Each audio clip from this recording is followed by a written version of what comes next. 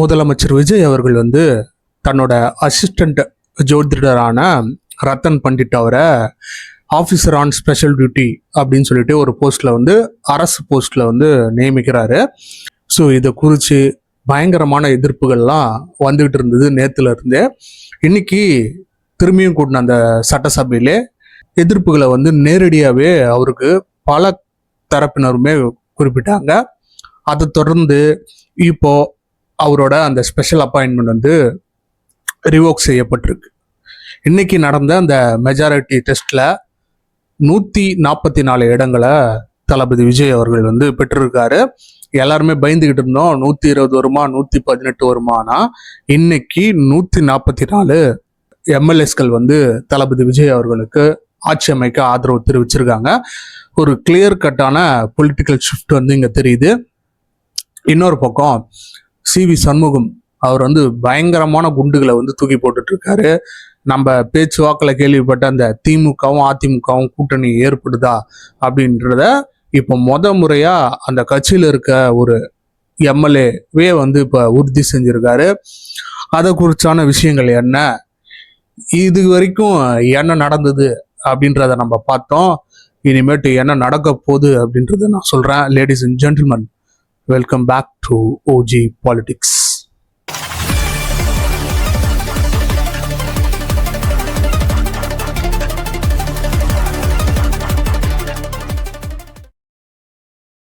இந்த ரிக்கி ரத்தன் பண்டிட் நியமனம் வந்து ரத்து செய்யப்பட்டிருக்கு.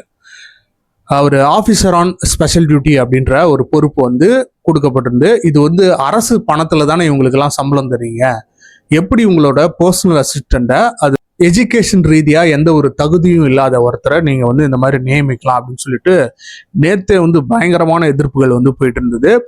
இன்னைக்கு வந்து பாத்தீங்கன்னா பிசிகா தரப்புலையும் சரி, அதே மாதிரி முஸ்லீம் லீக் தரப்புலையும் வந்து எதிர்ப்புகள் தெரிவித்து இது பயங்கரமா எதிர்த்தது யாருன்னு பாத்தீங்கன்னா தேமுதிகவை சேர்ந்த பிரேமலதா விஜயகாந்த். அவங்க தான் வந்து போட்டு உடைச்சிட்டாங்க. அவருடைய ராஜகுருவாக இருப்பவரை மிஸ்டர் ரத்தன் பண்டிட் என்பவரை அரசியல் சிறப்பு அதிகாரியாக அரசு வேலையில் அமர்த்தியதை ஒட்டுமொத்த தமிழக மக்கள் சார்பாக வன்மையாக இந்த வரலாற்று சிறப்பு மிக்க அவையில் நான் அதை குறிப்பிட கடமைப்பட்டிருக்கிறேன். அப்படி உங்களுக்கு ராஜகுருவா இருந்தா உங்க பர்சனலா அவரை வச்சுக்கணும். பட் அவரை வந்து அரசு உயர் பதவியில கொண்டு வந்து இளைஞர்களை நம்பி மக்கள் வாக்களிச்சிருக்காங்க. இந்த மாதிரி நீங்க அரசு பரம்பரையில இருந்து வரல அப்படின்னு சொன்னீங்க. ஆனா இப்போ உங்களோட பர்சனல் அசிஸ்டன்ட் ஜோதிடரே அரசு பணியில நியமிச்சிருக்கீங்களே, என்ன இந்த ராஜகுரு இந்த மன்னராட்சி அந்த மாதிரியான மெத்தட்ல இதை கொண்டு வரீங்களா? இதுக்கு நீங்க பதில் சொல்லியே ஆகணும், கண்டிப்பா அங்க எதிர்பார்த்திருக்கோம் அப்படின்னு சொன்னு கொஞ்ச நேரத்திலே வந்து பாத்தீங்கன்னா இதை வந்து இப்ப கவர்மெண்ட்டே ரிவோக் பண்ணியிருக்காங்க. அதை குறித்து மார்க்சிஸ்ட் கம்யூனிஸ்ட் கட்சி அவங்களுமே வந்து இப்போ ஒரு ட்வீட் வந்து போட்டிருக்காங்க. அதாவது மார்க்சிஸ்ட் கம்யூனிஸ்ட் கட்சி உள்ளிட்ட அரசியல் கட்சிகள் மற்றும் பல்வேறு அமைப்புகளின் எதிர்ப்பை தொடர்ந்தும் தவறை உணர்ந்தும் ஜோதிடர் ரிக்கி ரத்தன் பண்டிட் பணி நியமனத்தை அரசு திரும்ப பெற்றுள்ளது. விமர்சனங்கள் குறைகள் சுட்டி காட்டப்படும் போது அதை ஏற்று சரி செய்து கொள்வது என்று அணுகுமுறையை தொடர வேண்டும். அரசின் இந்த முடிவை வரவேற்கிறோம் அப்படின்னு சொல்லியிருக்காங்க. உண்மையாலுமே இது ரொம்பவுமே பாராட்டக்கூடிய ஒரு விஷயம் தான். ஏன்னா பர்சனல் அசிஸ்டண்டா இருக்கிறவங்கள வந்து இந்த மாதிரி அரசு பணிகள்ல நியமிட்டிருந்த ஒரு சாதாரண விஷயம்தான். போன அரசுகள்லாம் வந்து பண்ணியிருந்தாங்க. ஆனா இந்த மாதிரி ஜோதிடம், இந்த மூட நம்பிக்கையான விஷயங்களை இவர் இந்த இதுல கொண்டு வர்றது கொஞ்சம் சரியில்லை அப்படின்னு சொல்லியிருந்தாங்க. அதை கூட்டணி கட்சிகளும் எதிர்கட்சிகளும் பயங்கரமா எதிர்த்துனாங்க. அதற்கு இப்ப ரெஸ்பாண்ட் பண்ற விதத்துல இவளோட அந்த விஷயங்களை இப்போ பணியை ரிவோக் செஞ்சிருக்காங்க.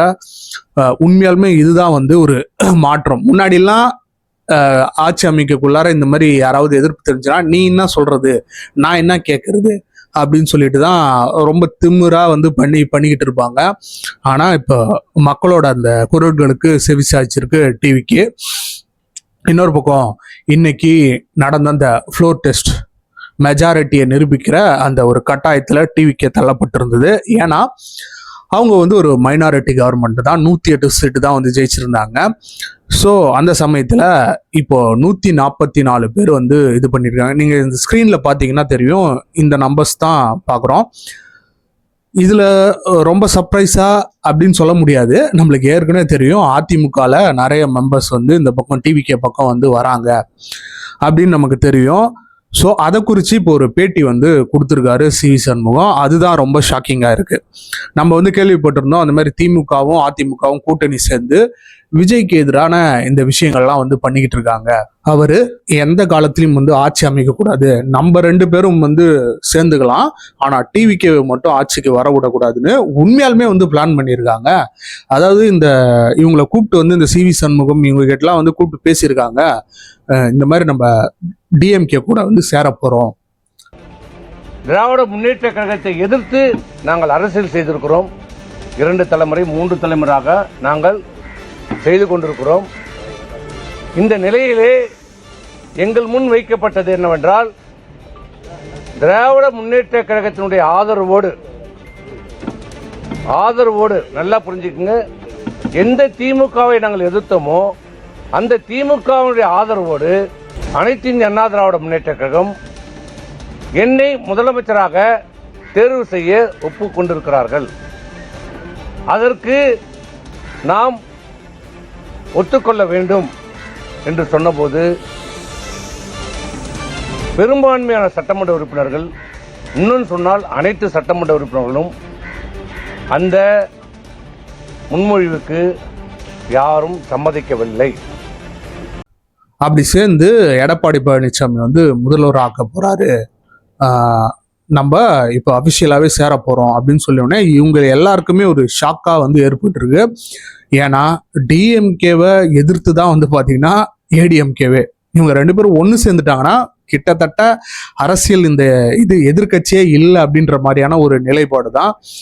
மொத்தமாவே இந்த சிஸ்டம் வந்து கொலாப்ஸ் ஆயிடும் அப்படின்னு புரிஞ்சுக்கிட்ட இவங்க தான் வந்து பாத்தீங்கன்னா இப்போ டிவிகேக்கு ஆதரவு தெரிவிச்சிருக்காங்க. அந்த எடப்பாடி பழனிசாமி எடுத்த அந்த ஒரு டிசிஷனை பயங்கரமா எதிர்த்து இந்த டிவிகேக்கு ஆதரவா இப்ப செயல்பட்டு இருக்காங்க. இது உண்மையாலுமே வந்து ஒரு ஜனநாயகத்துக்கு நல்ல விஷயம்தான். ஏன்னா பாத்தீங்கன்னா எடப்பாடி பழனிசாமி எவ்வளவு நல்லவர் பாத்தீங்களா, அவர் வந்து எப்படி வந்து இருக்காரு, அந்த கட்சியை காப்பாத்துறதே அவரு தான் அப்படின்னு சொல்லிட்டு நேத்தெல்லாம் கூட ஒரு ட்வீட் எல்லாம் விட்டுக்கிட்டு பயங்கரமா ஃபயர் விட்டுக்கிட்டு இருந்தானுங்க. ஆனா இப்படி ஒரு செயலை வந்து செஞ்சிருக்காங்க அப்படின்னு கூட நம்பவே முடியல. இதுல இன்னொரு விஷயம், விசிகே தலைவரான தொல் திருமாவளவன் அவர்களை சிஎம் ஆக்குறதுக்கு முயற்சி பண்ணியிருக்காங்க. யாருமே வேணாம், ஏடிஎம்கேல இருந்தும் வேணாம், டிஎம்கேல இருந்து வேணாம், அவர்களை வந்து இந்த மாதிரி முதலமைச்சர் ஆக்கிடலாம் அப்படின்னு பேசியிருக்காங்க. அதுக்கு வந்து விசிகே கட்சி சார்பில் நாங்கள் இருக்கணுமா, அவங்கெல்லாம் இருக்கக்கூடாது, அது எப்படி அவங்க வரலாம் அப்படின்னு சொல்லிட்டு அது வந்து பயங்கரமா கொலாப்ஸ் ஆயிருக்கு. ஒரு தலித் மக்களுக்காக இங்க பாடுபடக்கூடிய இந்த விசிகா தலைவர் அவர் வந்து பாத்தீங்கன்னா நேற்று போயிட்டு முதலமைச்சர் விஜய் அவர்கள் வந்து சந்திக்கிறாங்க. அப்போ அவர் முகத்துல இருந்த அந்த சந்தோஷத்தை சொல்லவே முடியாது. அதுதான் இப்போ வந்து வைரலா போயிட்டு இருக்கு. பல கட்சி தலைவர்கள் எல்லாம் வந்து அவர் பார்த்திருக்காரு. அந்த அளவுக்கு ஒரு ஹாப்பியை வந்து அவர் வெளிப்படுத்தினாரு. இங்க உண்மையாலுமே சமூக நீதி, சமூக சீர்திருத்தம், நாங்க வந்து இந்த மைனாரிட்டிகளுக்காக செயல்படுறோம் அப்படின்னு சொல்றவங்க எல்லாம் கிடையாது, நாங்க தான் உண்மையாலுமே இனிமேட்டு இந்த மைனாரிட்டிக்கு செயல்பட போற அரசு அப்படின்னு சொல்லிட்டு விஜய் அவர்கள் இன்னைக்கு நடந்த சட்டமன்ற அந்த இதுல வந்து சொல்லியிருக்காரு. அதாவது உதயநிதி வந்து ரொம்ப நக்கலா வந்து சொல்லியிருக்காரு, இந்த மாதிரி மைனாரிட்டி ஆட்சி தானே, நீங்க மைனாரிட்டி தான் உங்க கட்சி, பெரும்பான்மைக்கு உண்டான அந்த சீட்டை நீங்க வாங்கல, மைனாரிட்டி கட்சி அப்படின்னு சொல்லிட்டு விமர்சிச்சிருந்தாரு. எங்களோட கூட்டணி கட்சியில தான் நீங்க வந்து ஆட்சியை அமைச்சிருக்கீங்க, அதை மறந்துடாதீங்க அப்படின்னு இவர் இன்னும் 5 வருஷத்துக்கு இதே சொல்லிக்கிட்டு இருப்பாரு போல. அந்த மாதிரி சொல்லிக்கிட்டு இருக்காரு. அடுத்த கொஞ்சம் ஒரு 10 நிமிஷத்துலேயே வரம்பாரு உனக்கு எடுத்துக்கிட்டு அப்படின்னு சொல்லிட்டு, நீ சொன்ன மாதிரியே நான் வந்து மைனாரிட்டி கட்சி தான், அதாவது மைனாரிட்டி பர்சன் பீப்புள் இருக்கக்கூடிய இந்த மாநிலத்தை அவங்களுக்கான ஒரு கட்சியா நான் என்னைக்குமே இருப்பேன், பெண்களுக்காகவும் இருக்கக்கூடிய பிற அந்த மைனாரிட்டிகளுக்காகவும் நான் இந்த கட்சியை அமைச்சிருக்கேன், எங்க கட்சி ஒன்றும் மைனாரிட்டி கட்சியெல்லாம் கிடையாது அப்படின்ற மாதிரி சொல்லி ஆஃப் பண்ணி உட்கார வச்சுட்டாரு. ஒரு நூல் இழைவில் தனி பெரும்பான்மை கொஞ்சம் தள்ளி போய் இருக்கிறது. அதனால் இந்த அரசை சிறுபான்மை அரசு போல யாரும் நினைத்தால் அதிலும் எங்களுக்கு மகிழ்ச்சியே. நாங்களே சொல்கிறோம், இது சிறுபான்மை அரசுதான்.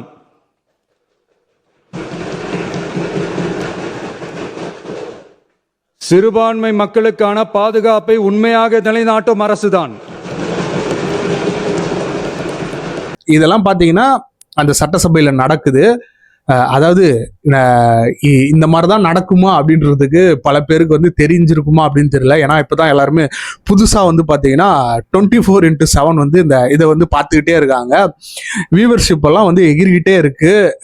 எல்லா சேனல்களுமே முதல்லாம் வந்து ஒரு 2-3 சேனலோ இல்லை அரசாங்க சேனல்களோ தான் வந்து இந்த ஒளிபரப்புவாங்க. இப்பெல்லாம் வந்து பார்த்தீங்கன்னா வச்சிருக்க அந்த யூடியூப் சேனல் கொண்டு இப்போ லைவா எல்லாத்தையும் ஸ்ட்ரீம் பண்ண ஆரம்பிச்சிட்டாங்க. அந்த அளவுக்கு வந்து போய்கிட்டு இருக்கு. எல்லா விஷயங்களுக்குமே அப்பப்போ பதிலடி வந்து கொடுத்துட்டு இருக்காரு தளபதி விஜய் அவர்கள். இந்த மாதிரி குதிரை பேரத்துல நீங்க ஈடுபட்டு இருந்தீங்களா அப்படின்னு சொல்லிட்டு பிரேமலதா விஜய்கள் வந்து கேள்வி கேட்டிருந்தாரு. உங்க வீட்டுக்கு முகத்தை மூடிக்கிட்டு யாரோ ஒருத்தர் வந்திருந்தாரு, அவரு தான் யாரு அப்படின்னக்குள்ளார அந்த சைடு பார்த்தீங்கன்னா அமமுகல இருக்கக்கூடிய அந்த காமராஜர் வந்து பதுங்குறாரு போல. ஏன்னா அவரு தான் வந்து அந்த முகத்தை மூடிக்கிட்டு வந்தாரு அப்படின்னு நிறைய பேர் சொல்லியிருந்தாங்க. அதுக்கு வந்து பதிலடி கொடுக்கும் விதமா குதிரை பேரத்துல ஓடுற கட்சி கிடையாது இது, குதிரை வேகத்துல ஓடக்கூடிய கட்சி அப்படின்னு சொல்லிட்டு சும்மா நெத்தியிலே அடி அப்படின்னு சொல்லுவாங்க இல்லையா, நெத்தி போட்டு அடி அப்படின்னு அந்த மாதிரி சும்மா குதிரை வேகத்தில் செயல்படுகிற அரசை தவிர குதிரை பேரத்தில் ஈடுபடுகிற அரசு இல்லை என்பதை ஆணித்தரமாக தெரிவித்துக் கொள்கிறேன். இதெல்லாம் யார் எழுதி கொடுக்குறாங்கன்னு தெரியல, இல்ல இவரா யோசிக்கிறாரா அப்படின்னு தெரியல. ஒவ்வொரு ஷாட்டுமே இன்னைக்கு பட்டாசா வெடிச்சது அப்படின்னு தான் சொல்லணும். அதையும் அவர் சொன்ன விதங்களை ரொம்ப அப்படியே காமன் கம்போஸா அவருக்கே உண்டான அந்த பாணியில வந்து அவர் சொல்லிட்டு இருந்தாரு. ஸோ இதெல்லாம் பார்க்கறதுக்கு ரொம்ப நல்லா இருந்தது. இன்னொரு பக்கம் நேத்து உதயநிதி அவர்கள் வந்து பேசின அந்த ஒரு விஷயம் இன்னைக்குமே பயங்கர வைரலா வந்து போயிட்டு இருந்து. அதாவது மக்களை பிரிக்கின்ற அந்த சனாதனம் வந்து ஒழிக்கப்பட வேண்டும் அப்படின்னு பேசியிருந்தாரு. அது நேத்தே பார்த்துருந்தோம், இந்தியா ஃபுல்லாமே ரிஃப்ளெக்ட் ஆயிருந்தது. பல்வேறு தரப்பினர்ல இருந்து வந்து எதிர்ப்புகள் தெரிவிச்சிருந்தாலுமே ஸோ இப்போ தமிழ்நாட்டில் வந்து பார்த்தீங்கன்னா சினாரியோ வந்து வேற மாதிரியா இருக்கு.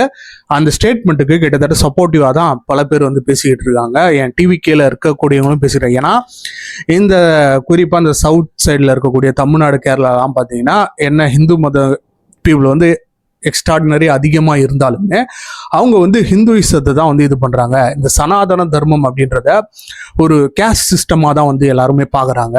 அதுக்கும் இந்த ஹிந்துசத்துக்கும் எந்த சம்மந்தமும் கிடையாது அப்படின்ற மாதிரியான பல்வேறு விஷயங்கள் வந்து பேசிக்கிட்டு இருக்காங்க. இதுக்கு வந்து கைகூப்பி முதலமைச்சர் விஜய் அவர்கள் வந்து ஆதரவு தெரிவிச்சிட்டாரு அப்படின்னு சொல்லிட்டு சொல்றாங்க. அதாவது ஒருத்தர் பேசிட்டு முதலமைச்சருக்கு நன்றி அப்படின்னு சொல்லிட்டு வணக்கம் வச்சுட்டு உட்கார்றாரு, அவருக்கு பதில் வணக்கம் வந்து வச்சுட்டு விஜய் வந்து சொல்றாரு. ஸோ விஜய் என்ன பேசுறாரு அப்படின்றதான் வந்து பாத்தீங்கன்னா இங்க முடிவெடுக்க முடியுமாச்சு. மற்ற எதிர்கட்சி அவங்க என்ன பேசணும், அவங்க இதை பேசணும் இதை பேசக்கூடாது அப்படின்றதெல்லாம் முடிவெட்டிக்கிற உரிமை வந்து விஜய்க்கு வந்து இல்லை அப்படின்னு நம்ம இந்த நேரத்தில் சொல்லிக்கிறோம். அதை கூட கொஞ்சம் புரிஞ்சுக்க முடியாம மற்ற எதிர்கட்சியில் இருக்கிறவங்க என்ன பேசணும் அப்படின்றத விஜய் முடிவெடுக்கிறன்றது வந்து ஜனநாயகத்துக்கு எந்த வகையில உடன்படும் அப்படின்னு தெரியல. அதனால்தான் வந்து பாத்தீங்கன்னா இன்னைக்கு எல்லாருமே ஒரு மனதா அந்த ரத்தன் பண்டிட் அப்படின்றவரை அரசு பணியில நியமிச்சிருந்தாங்க இல்லையா, எல்லாருமே வந்து எதிர்த்திருந்தாங்க. இன்னொரு பக்கம் முஸ்லீம் லீக், விசிகே ஆகட்டும், தேமுதிக, டிஎம்கே சார்பிலையும் சரி எல்லாருமே பயங்கரமா எதிர்த்திருந்தால்தான் இப்போ அவங்களுடைய அந்த கோரிக்கையை ஏற்று அதை வந்து ரிவோக் பண்ணியிருக்காரு தளபதி விஜய் அவர்கள். அப்புறம் இந்த இன்ஸ்டாகிராம் இன்ஃப்ளூயன்சர்ஸ் யூடியூப்ல இருக்கிறவங்களைய அவமதிக்கிற விதமா வந்து பாத்தீங்கன்னா இன்ஸ்டா ரீல்ஸ் ஆட்சி இல்லாமல் ரியல் ஆட்சியை நடத்துங்க அப்படின்னு சொல்லிட்டு உதயநிதி அவர்கள் வந்து சொல்லியிருக்காரு. இவருக்கு தெரியல போல இன்ஸ்டாகிராம் இந்த யூடியூப்பு இது ஒரு மிகப்பெரிய டிசைடிங் ஃபேக்டராக இருந்தது இந்த எலெக்ஷன்ல அப்படின்றது இவருக்கு எப்படி தெரியாமல் போச்சுன்னு தெரியல. அதனால தான் இவங்களே பல கோடி செலவு பண்ணி பார்த்தீங்கன்னா எங்கே பார்த்தாலுமே டிஎம்கேவோட அந்த ஆட்ஸ் தான் வந்துருந்தது. யூடியூப்லேயும் சரி, யூடியூப்பை திறந்தாலே போதும் இந்த எலெக்ஷன் டைமில் ஃபுல்லாமே இந்த மாதிரி ரஜினிகாந்த் வந்து எப்படி வந்து டிஎம்கேக்கு சப்போர்ட் பண்ணுறாரு, இன்னொரு பக்கம் இந்த கமலஹாசன் எப்படி சப்போர்ட் பண்ணி பேசியிருக்காரு பாருங்க. அவங்க என்னென்ன நலத்திட்டங்கள்லாம் கொண்டு வருவாங்க. போர் அடிச்சு போயிட்டு டிஎம்கேக்கு ஓட்டு போட இருந்த பல பேருமே வந்து பாத்தீங்கன்னா வேற கட்சிக்கு ஓட்டு போட்டிருப்பான். அந்த அளவுக்கு விளம்பரத்தை போட்டு இவங்க தான் வந்து இப்ப சொல்றாங்க ரீல்ஸ் ஆட்சி வந்து வேண்டாம், ரியல் ஆட்சி வந்து கொடுங்க அப்படின்ட்டு. இங்க இந்தியாவில மட்டும் இல்லை, இந்த உலக ஃபுல்லாமே வந்து பார்த்தீங்கன்னா டோட்டலாக அந்த சினாரியோவே மாறி நிற்குது. இனிமேட்டு சோஷியல் மீடியாவில் ப்ரெசன்ஸ் இல்லாத கட்சிகள் எல்லாமே வந்து கண்டிப்பாக வந்து ஒதுக்கப்படுவாங்க அப்படின்றத நம்ம அதிமுகவை பார்த்தாலே தெரியும். ஏன்னா அவங்க தரப்புல இருந்து தான் வந்து பார்த்தீங்கன்னா ரீல்ஸு இந்த இதெல்லாம் வந்து ரொம்ப கம்மியாக வந்திருந்தது. அவங்கள இந்த 3வது இடத்துக்கு வந்து தள்ளிட்டாங்க அப்படின்றத நம்ம கிளியர் கட்டாகவே பார்க்க முடிந்தது.